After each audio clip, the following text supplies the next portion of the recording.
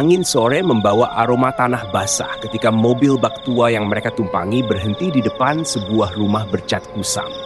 Rumah itu berdiri sendirian, sedikit terpisah dari rumah-rumah lain seperti seseorang yang tidak ingin berbaur dengan tetangga. Sela menatap bangunan itu dengan perasaan bercampur. Lega karena akhirnya punya tempat tinggal baru, tetapi juga ada rasa aneh yang membuat bulu kuduknya berdiri. Rumput di pekarangannya tumbuh liar, menggunung hampir setinggi lutut, dan jendela depannya menghitam seperti mata yang sudah terlalu lama menatap hampa. "Lumayan kan harganya," kata Rendra, suaminya, berusaha terdengar santai. "Murah, luas, dekat jalan utama pula." Sela tersenyum kecil, tapi senyum itu menggantung canggung. Baginya, sesuatu dari rumah itu terasa salah, tapi ia tak ingin menambah beban. Setelah bisnis Rendra jatuh dan mereka harus pindah dari kontrakan lama, rumah ini adalah satu-satunya pilihan yang terjangkau. Ketika mereka membuka pintu depan, udara lembab langsung menyergap. Bau kayu tua bercampur sesuatu yang asing, bau mirip lumpur sungai yang lama tak mengalir. Dindingnya penuh bercak kecoklatan, seolah bekas cipratan air. Langit-langitnya berderit pelan seperti menyambut mereka dengan keluhan. "Besok-besok kita cat ulang," kata Rendra sambil mengangkat kardus. Sela hanya mengangguk. Malam itu, setelah semua kardus ditumpuk seadanya, mereka tidur lebih awal karena kelelahan. Lampu kamar dibiarkan redup. Sela memejamkan mata, mencoba menenangkan diri, hingga ia mendengar suara itu. Tok, tok, tok, 3 ketukan. Teratur, pelan, tapi jelas. Ia membuka mata. Suara itu datang dari jendela kamar. Sela menatap langit-langit, berharap itu hanya ranting jatuh atau suara binatang. Tapi ketukan itu berhenti tepat ketika ia menahan napas, seolah tahu ia sedang mendengarkannya. Ia melirik Rendra. Lelaki itu tidur pulas seperti biasanya. Sela akhirnya memaksa dirinya tidur dan meyakinkan diri bahwa itu hanya suara alam. Keesokan paginya, saat ia membeli air galon di warung depan gang, nenek penjaga warung menatapnya lama. Tatapannya seperti sedang menilai sesuatu. "Kamu penghuni baru rumah itu?" tanyanya pelan. Sela mengangguk. "Iya, Nek. Kenapa?" Nenek itu menggigit bibirnya lalu berkata lirih, "Kalau malam ada yang mengetuk jendela, jangan dijawab ya. Jangan sekalipun." Sela merinding. "Memangnya? Itu apa, Nek?" Nenek itu tidak menjawab. Ia hanya menatap ke arah rumah Sela dengan wajah cemas, seolah ada sesuatu yang ingin ia katakan, tapi terhalang oleh rasa takut yang sudah lama menetap. Sela pulang dengan langkah cepat. Sepanjang perjalanan, kata-kata nenek itu terus menggema di kepalanya. Dan malamnya, ketika ia hendak memejamkan mata, suara itu datang lagi. Tok, tok, tok. Lebih jelas, lebih dekat. Seperti yang mengetuk tahu bahwa ia kini mendengarkan dengan penuh rasa takut. Sejak ketukan malam itu, Sela mulai memperhatikan perubahan kecil pada Rendra. Awalnya ia mengira suaminya hanya lelah karena proses pindahan. Tetapi semakin hari perilaku Rendra membuatnya gelisah. Lelaki itu sering bangun sebelum fajar, duduk di teras dalam diam, seolah menunggu sesuatu datang dari arah gelap di luar pagar. Mata Rendra tampak cekung, rona wajahnya memucat, dan ia lebih mudah tersentak ketika Sela memanggil. Suatu malam, ketika hujan rintik turun dan suara serangga hampir tak terdengar, Sela terbangun karena kasur di sampingnya kosong. Rendra tidak ada. Dengan langkah pelan, ia keluar kamar. Udara dingin merambati kulitnya ketika ia melewati lorong yang remang-remang. Lampu ruang tamu berkedip lemah, seperti enggan menyala sepenuhnya. Di teras, ia melihat Rendra duduk membungkuk. Punggungnya menghadap pintu, tubuhnya terguncang pelan. Sela hendak memanggil, tetapi langkahnya terhenti ketika mendengar suaminya berbisik. "Aku sudah di sini, tolong jangan ganggu keluargaku lagi." Sela menutup mulutnya dengan tangan. Itu bukan bisikan seperti orang berdoa atau menenangkan diri. Itu seperti seseorang yang sedang berbicara kepada sosok yang tidak terlihat. Ia menunggu sampai Rendra masuk kembali. Ketika lelaki itu melewati Sela, tubuhnya dingin seperti baru keluar dari ruangan tanpa cahaya. Mereka kembali ke kamar tanpa bicara satu kata pun. Namun Sela tahu ia tidak bisa menahan pertanyaan itu lebih lama. Pagi harinya, ketika matahari baru menembus sela-sela tirai, Sela duduk di tepi ranjang sambil menatap Rendra. "Mas, kamu sembunyikan sesuatu dari aku ya?" Rendra terdiam lama.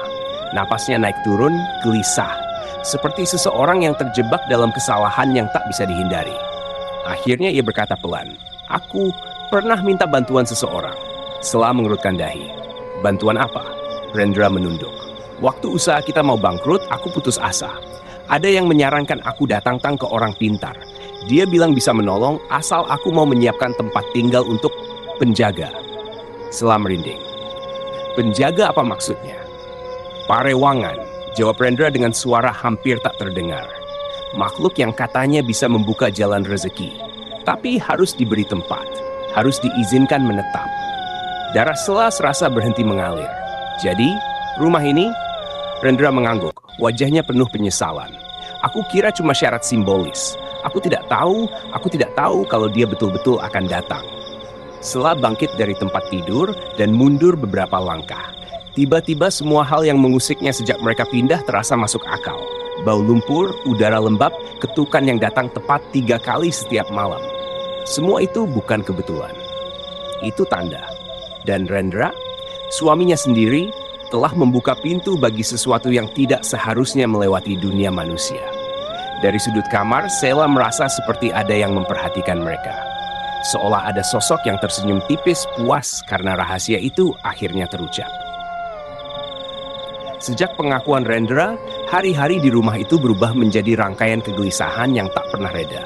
Sela selalu merasa rumah itu bernapas dengan cara berbeda. Seolah dinding-dindingnya menyimpan sesuatu yang terus mengintip dari balik celah-celah gelap. Aroma lumpur yang sebelumnya samar, kini tercium lebih pekat, seperti air yang menggenang terlalu lama di tempat lembab. Bahkan cahaya matahari yang masuk dari jendela terasa dingin, tidak membawa kehangatan apapun. Pada suatu sore, ketika Sela sedang membersihkan kamar mandi, sesuatu membuatnya berhenti. Di pojok lantai, tepat di dekat lubang pembuangan air, ada helaian rambut panjang dan hitam. Basah, sangat basah, seperti baru ditarik dari sungai. Sela memungutnya dengan ujung jari, tetapi rambut itu terlalu banyak untuk ukuran yang masuk akal. Seperti milik seseorang yang berdiri sangat lama di tempat itu. Ia memanggil Rendra, tetapi suaminya seolah semakin menghindarinya.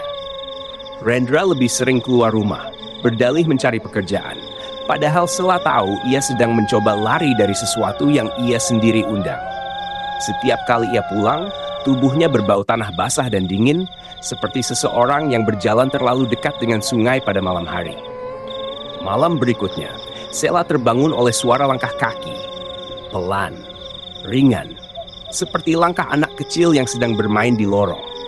Ia menahan napas, mencoba meyakinkan diri bahwa itu hanya suara tikus. Namun langkah itu terlalu teratur, terlalu jelas, dan berhenti tepat di depan pintu kamar. Sela perlahan membuka mata. Cahaya redup dari lampu meja memantulkan bayangan sesuatu di celah bawah pintu. Bayangan itu tidak diam. Ia bergerak maju mundur, seolah pemiliknya sedang menimbang apakah akan masuk atau tidak. Dengan seluruh keberanian yang tersisa, Sela bangkit dari tempat tidur dan membuka pintu sedikit saja. Hanya sedikit, tetapi cukup untuk membuat jantungnya seakan berhenti. Di ujung lorong, berdiri sosok perempuan kurus dengan rambut panjang yang menjuntai hingga menutupi wajah. Rambut itu basah, tetesannya jatuh satu persatu ke lantai, membentuk jejak licin. Tubuh perempuan itu tampak seperti baru diangkat dari air yang sangat dingin. Bahunya naik turun, bukan seperti orang bernapas, melainkan seperti sesuatu yang mencoba meniru napas manusia. Sela membeku.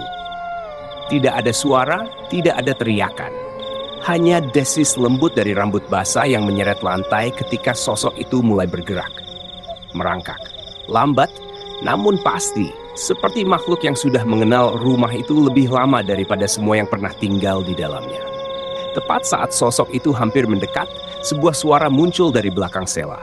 Suara yang membuat bulu kuduknya mati rasa. Itu penunggu yang menagih janji. Sela menoleh cepat. Rendra berdiri di ambang kamar. Wajahnya pucat seperti mayat, matanya memandang kosong. Ketika ia menatap sosok perempuan itu, tidak ada rasa takut, hanya penyerahan. Seolah ia sudah tahu kehadiran makhluk itu tidak bisa dihindari. Perempuan berambut basah itu berhenti merangkak. Kepala tertunduknya perlahan terangkat. Rambutnya terbelah sedikit, memperlihatkan bagian wajah yang seharusnya tidak dilihat manusia. Dan di saat itu, Sheila tahu, apapun yang sudah Rendra lakukan, makhluk itu tidak datang sekadar untuk menagih. Ia datang untuk menetap. Sejak malam ketika sosok berambut basah itu memperlihatkan dirinya, rumah itu tidak lagi terasa seperti tempat tinggal. Setiap sudutnya seakan menyimpan napas asing yang mengamati tanpa berkedip. Sheila tidak bisa tidur. Setiap kali ia memejamkan mata, ia merasa rambut basah itu menyentuh pipinya, seolah makhluk itu berdiri tepat di sisi tempat tidur. Rendra semakin sulit diajak bicara. Lelaki itu lebih banyak duduk termenung di pojok ruang tamu, menatap lantai dengan tatapan membatu. Suatu pagi, Sheila memberanikan diri untuk mencari tahu sejarah rumah itu. Ia mendatangi warung tempat nenek sebelumnya memperingatkannya. Ketika Sheila menyebut rumah itu, wajah nenek itu seketika mengeras, seperti seseorang yang mendengar nama dari masa lalu yang ingin ia lupakan. Rumah itu bukan untuk manusia, kata si nenek dengan suara lirih. Dulu, sebelum kamu lahir, ada seorang perempuan yang tinggal di lingkungan sini. Ia bekerja sebagai pembantu seorang dukun yang terkenal gelap ilmunya. Perempuan itu hilang di sungai di belakang rumahmu, tidak pernah ditemukan. Orang-orang percaya arwahnya dijadikan parewangan, penjaga yang ditugaskan menagih segala yang dijanjikan tuannya. Sheila merasa lututnya melemas. Jadi, arwah itu masih di sini? Nenek itu menatapnya lama, kemudian berkata, makhluk seperti itu tidak pernah benar-benar pergi. Mereka terikat pada janji. Sepanjang perjalanan pulang, Sheila merasakan hawa sungai mengikuti di belakangnya, dingin dan lembab, seperti jari-jari yang menyentuh tengkuknya. Ketika ia tiba di rumah, suasana semakin membuatnya ingin berlari. Pintu depan terbuka sedikit, padahal ia yakin telah menguncinya. Di ruang tamu, ia menemukan Rendra tergeletak di lantai, tidak sadarkan diri. Tubuh Rendra penuh guratan panjang, seolah sesuatu menyeretnya dan meremas kulitnya. Guratan itu tidak seperti goresan hewan. Garisnya terlalu rapi, terlalu sengaja. Sheila menjerit, mengguncang tubuh suaminya. Ketika Rendra akhirnya mengerang dan membuka mata, napasnya terputus-putus seperti orang yang hampir tenggelam. Aku tidak bisa mengendalikannya, bisiknya. Dia bilang waktuku sudah habis. Sheila memeluk Rendra dengan gemetar. Tetapi di tengah keputusasaan itu, ia merasakan sesuatu yang jauh lebih menakutkan. Ada tangan lain yang menyentuh punggungnya. Dinginnya tidak seperti kulit manusia. Sheila menoleh cepat, namun tidak ada siapa-siapa. Hanya aroma sungai yang semakin kuat memenuhi ruangan. Malam harinya, ketika mereka berdua mencoba tidur di kamar, suara langkah kembali terdengar di lorong. Tidak lagi ringan. Kini langkah itu berat menyeret seperti seseorang yang baru saja bangkit dari tempat basah dan gelap. Sheila menggenggam tangan Rendra, tetapi tangan suaminya terasa gemetar dan dingin. Sheila, bisik Rendra. Dia tidak hanya menagih janji, dia mencari pengganti.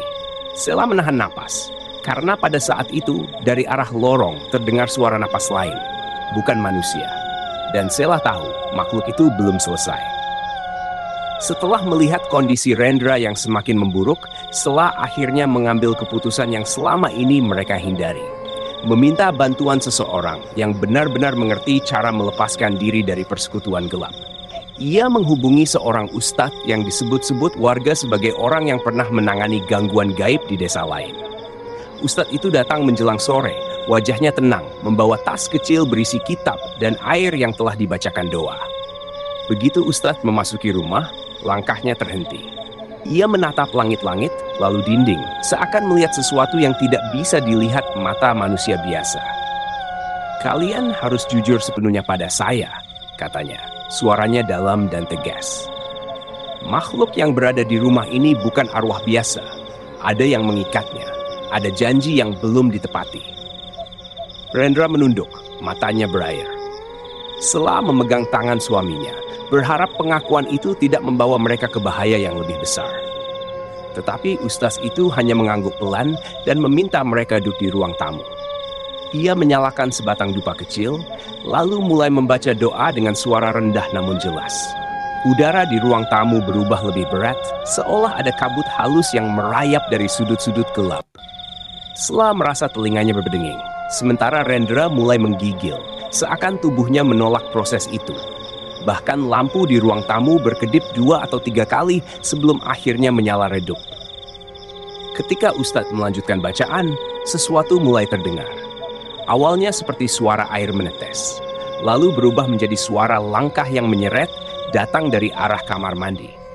Ustadz menatap ke arah itu dan wajahnya seketika mengeras. "Ada yang datang," ucapnya pelan. Tidak lama kemudian, sosok perempuan berambut basah itu muncul. Tidak seperti sebelumnya yang hanya berdiri atau merangkak. Kali ini ia berjalan tegak, tetapi langkahnya tidak wajar. Kakinya menyentuh lantai seperti tanpa tulang, membentuk gerak yang membuat tubuh Sela gemetar hebat. Aroma lumpur memenuhi ruangan. Rambut basah makhluk itu meneteskan air sungai yang berbau busuk. Ketika Ustadz membaca doa lebih keras, makhluk itu mengeluarkan suara rendah yang bukan milik manusia. Campuran erangan dan desis, seperti air bergolak dalam sumur yang sangat dalam. Ustadz memercikkan air doa ke arah makhluk itu. Untuk sesaat, perempuan berambut basah itu mundur. Tubuhnya bergetar seakan terbakar sesuatu yang tidak terlihat. Tetapi kemudian ia mengangkat wajahnya, memperlihatkan mata gelap yang kosong, dan mengeluarkan suara melengking yang membuat kaca jendela bergetar. "Dia tidak mau pergi," seru Ustadz itu. "Ada sesuatu yang belum kalian akui, sesuatu yang lebih berat daripada sekadar tempat tinggal." Rendra tiba-tiba berteriak, suaranya pecah oleh ketakutan dan penyesalan. Aku berjanji memberikan apapun yang kubawa dari rumah lama. Apapun." Sela menatapnya, tidak mengerti. Namun makhluk itu mengerti. Perempuan berambut basah itu berhenti bergerak. Kepalanya miring perlahan ke arah Sela. Dan pada saat itu, Sela merasakan sesuatu di dalam tubuhnya berdenyut tajam. Ia baru menyadari apa yang Rendra maksud dengan apapun yang dibawa dari rumah lama. Dan apa yang sedang ditagih. Ruangan itu hening setelah teriakan Rendra. Tetapi keheningan itu jauh lebih mengerikan daripada suara apapun yang mungkin muncul. Sela merasa udara di sekelilingnya membeku. Sosok perempuan berambut basah itu menatapnya tanpa berkedip, seolah tahu sesuatu yang bahkan Sela sendiri belum benar-benar mengakui. Sentuhan hawa dingin merambat dari ujung jari hingga punggungnya, membuat tubuhnya gemet tanpa kendali. "Apa yang kamu bawa dari rumah lama?" bisik Ustadz dengan nada tegang. Tapi Sela tidak mampu menjawab. Ia hanya memandang Rendra yang sudah memeluk kepala. Tubuhnya terguncang hebat. "Aku tidak tahu itu yang dia mau," jerit Rendra. Aku pikir hanya benda. Bukan itu." Dan saat itu, Sela merasakan sesuatu menegas di perutnya. Denyutan yang begitu nyata, begitu kuat, seolah menjawab semua kebingungannya dalam 1 detik yang panjang. Sela menatap makhluk itu dengan mata membesar. "Tidak, jangan.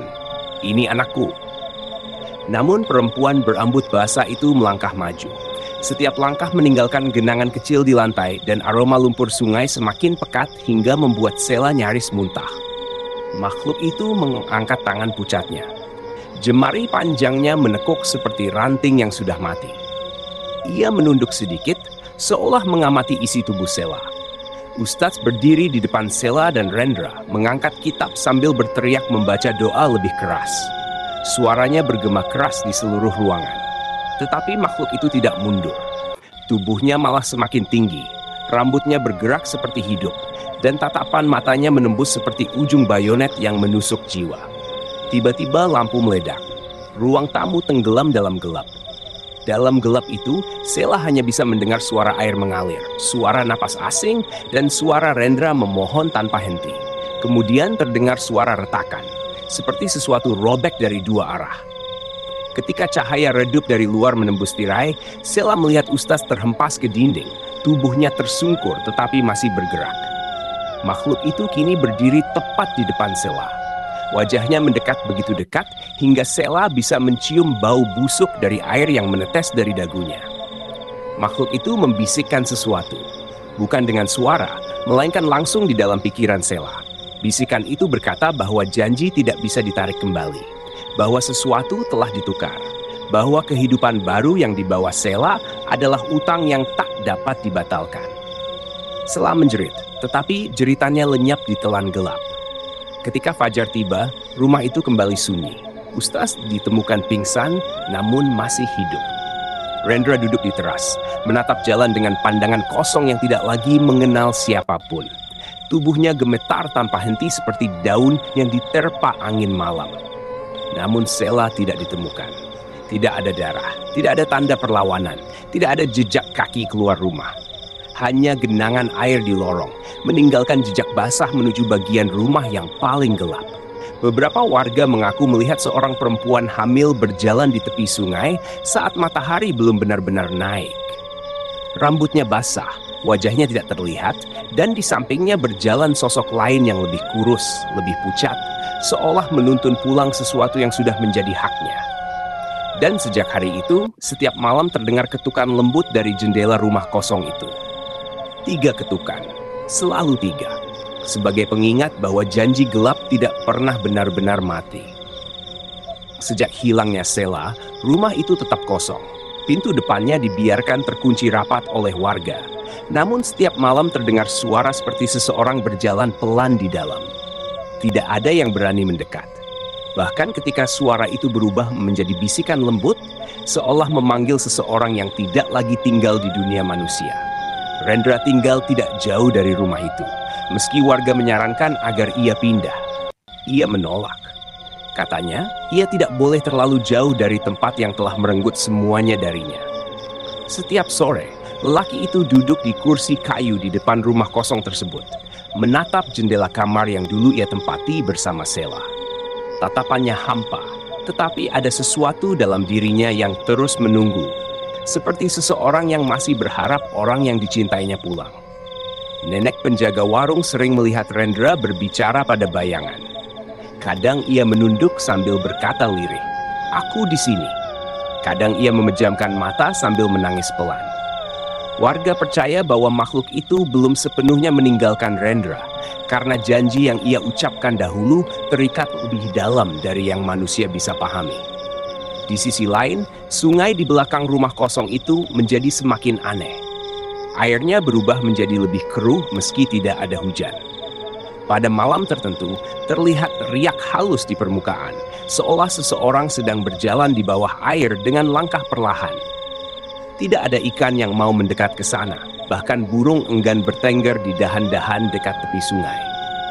Beberapa penduduk desa mengaku pernah melihat 2 sosok berdiri di tepi sungai saat fajar. Sosok pertama adalah perempuan hamil dengan rambut basah menutup wajahnya. Sosok kedua berdiri sedikit di belakangnya. Tubuhnya kurus dan pucat, seperti bayangan manusia yang sudah lewat batas hidupnya. Mereka tidak bergerak lama, hanya memandang ke arah rumah kosong itu, sebelum akhirnya menghilang perlahan, seperti kabut yang hanyut bersama aliran air. Hingga kini, ketukan itu masih terdengar. 3 ketukan lembut, selalu 3. Seolah seseorang mengabarkan bahwa ia telah pulang ke tempat janji itu lahir. Dan setiap kali ketukan itu bergema, Rendra menegakkan tubuhnya, menatap jendela yang gelap, dan berbisik dengan suara retak, "Aku masih di sini, jangan bawa dia lebih jauh." Sungai tetap mengalir. Janji tetap hidup. Dan di desa itu semua orang tahu, tidak ada yang benar-benar hilang setelah diambil oleh Parewangan.